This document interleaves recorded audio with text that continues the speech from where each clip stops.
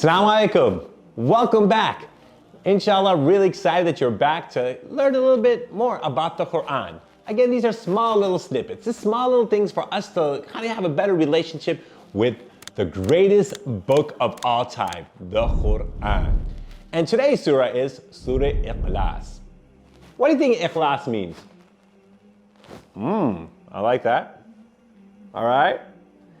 Yes, it means sincerity. To have sincerity, to be sincere. Now let's think about Surah Ikhlas. It's a very short surah. But you know what the background was? There were a group of people that came to the Prophet Muhammad sallallahu alaihi wasallam, and they had asked, describe Allah subhanahu wa ta'ala. Does he have hands? Is he made out of gold, silver? They were just trying to find out, is it the same Allah, our God that they might believe in? So the Prophet sallallahu alaihi wasallam waited for the revelation from Allah subhanahu wa ta'ala. And after a few days, he had told his companions, I need to recite something to you. And it's going to be 1/3 of the Quran. And people are like, oh my God, 1/3 of the Quran, it's going to be a big, long revelation. So like, this is going to be huge. And when he recited, they're like, this is very short.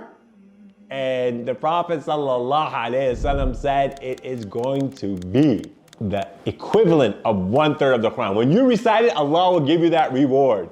Allah is that merciful, right? He's just Ar-Rahman Ar-Rahim, right? And that's why now when we recite Surah Ikhlas, and before we recite any surah, what do we need to say? Before Bismillah? Oh, yes. A'udhu billahi minash shaitanir rajim. Bismillahir Rahmanir Rahim. And we'll begin with Qul huwallahu ahad. Say, He is the only one.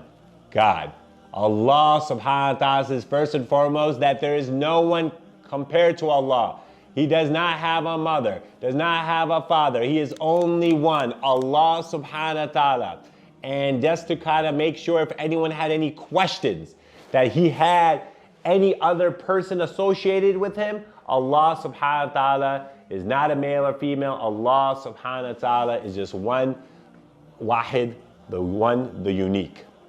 Qul huwallahu ahad, Allahu samad. Allah is eternal, absolute.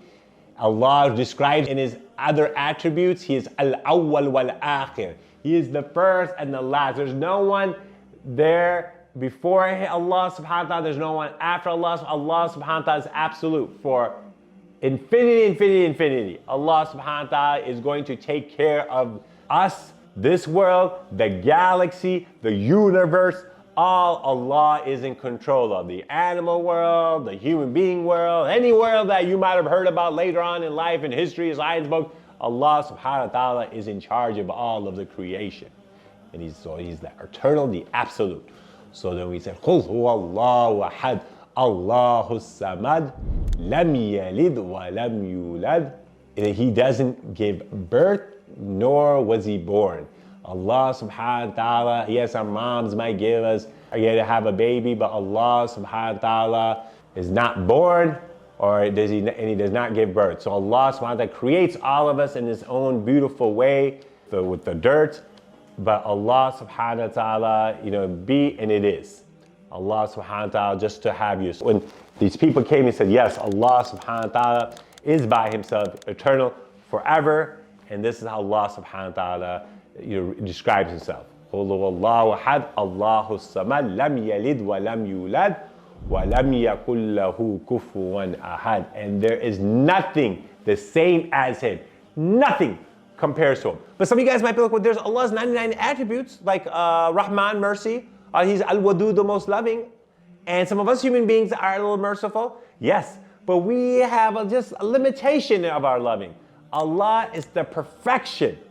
100 times more loving than any of us can be. Because when we're not loving, you might be like, yeah, I like them right now, but I'm mad at them, so my loving might gone. Allah's loving is consistent, right? And so that way, our Rahim, you're merciful, you might be like, okay, well, today I want to give my friend this candy, but tomorrow I don't know if I want to eat it myself.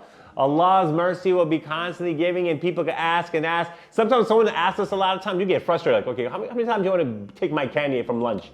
Or do you want to bite of my chips? Or you want to always ask for my AirPods? Always asking for my video games? always have these things like where sometimes you can get a little frustrated with your siblings, your cousins, your friends, your relatives, not even your parents. Sometimes it could happen. I know, But the idea is that your parents have love for you too, but sometimes they might be like, wait a minute, why are they mad at me today?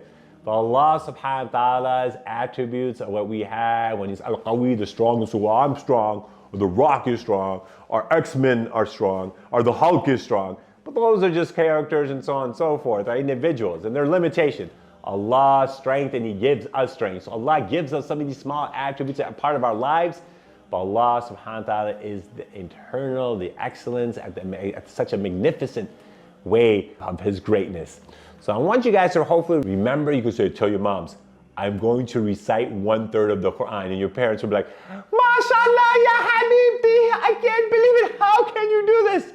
And you're like, let me recite it to you, and you recite Surah Al-Ikhlas, and it's like, what? It's like, Mom, it's the 1/3 of the Quran.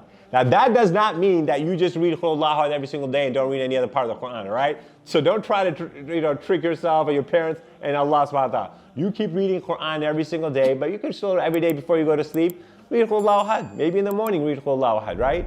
Just clear, to reaffirm your faith, inshallah ta'ala. Jazakallah khair. Assalamu alaikum.